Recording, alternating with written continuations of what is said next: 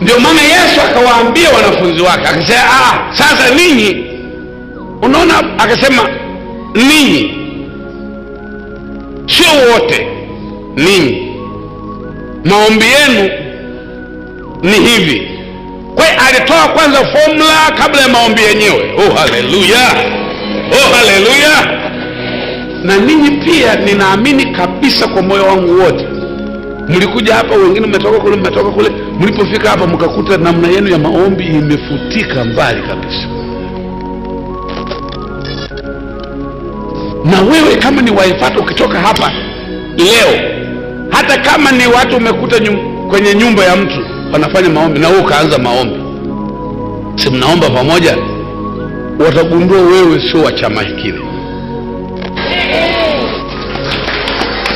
Maombi ni maombi, lakini kwa nini wewe wagundue wewe sio wa huko? Kwa sababu katika kila jamii iliyowekwa na Mungu ina utaratibu wake aliyouweka kwa ajili ya maongozi. Sema kwa ajili ya maongozi. Maana tutakapoingia mbinguni tutatumia milango 10 na ngapi? 12. Sasa kila timu ya wahubiri, kama Mungu amekutuma, una namna fulani ya mlango ulioandaliwa.